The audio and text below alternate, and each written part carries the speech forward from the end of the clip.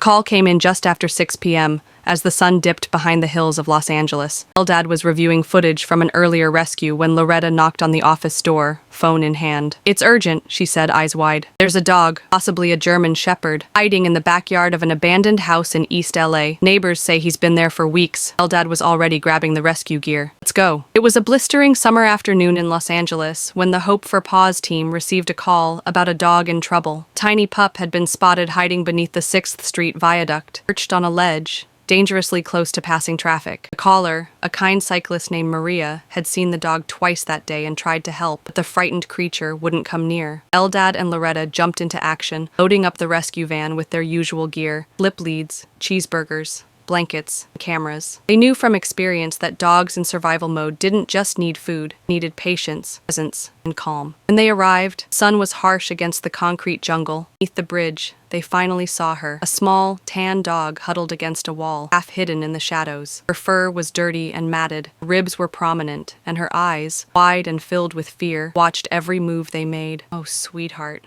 Loreta murmured, crouching low and offering a bite of cheeseburger. The dog didn't move. She was frozen in place, her entire body coiled like a spring. Eldad joined her and placed another piece of food a bit closer. The little dog's nose twitched. She took one step forward, then froze again. They named her Honey, inspired by the warm tone of her coat, the softness buried beneath her fear. It took nearly 2 hours of quiet waiting, tossing treats, whispering reassurances before Honey inched close enough to take a piece directly from Loreta's fingers. With incredible gentleness, Loreta slipped the leash over Honey's neck. The second it tightened, Honey panicked, scrambling, crying, trying to escape. "It's okay. You're safe now," Eldad said, slowly wrapping her in a soft blanket. The first time in who knows how long, someone held Honey with love. At the vet, Honey was examined thoroughly. Malnourished, flea-ridden, and likely homeless for months, she had survived more than many could imagine. But the worst wounds were emotional. The team took it slow. A warm bath came first, washing away the dirt, the bugs, and maybe a bit of the fear. Then came nutritious meals, a soft bed, and calm voices that never yelled or rushed. By day 3, Honey was no longer hiding in corners. By day 7, she accepted gentle pets and slept curled beside Loreta's feet. She was beginning to believe in people again. Once she was stable, Honey went to stay with Lisa, longtime Hope For Paws foster. Lisa's home was peaceful. No loud noises, no chaos. Just 2 calm senior dogs and a warm couch always available for naps. Honey watched the other dogs and mimicked them. They went outside. She followed. When they got treats, she waited her turn. Slowly, her confidence grew. She wagged her tail for the first time, and one night, she even climbed into Lisa's lap and gave a soft sigh of contentment. He wasn't just surviving anymore. He was living. 6 weeks after her rescue, a sweet family came to meet Honey. Sarah and Michael had a gentle daughter named Ellie, and a home filled with quiet warmth. They had recently lost their elderly dog. While their hearts were still healing,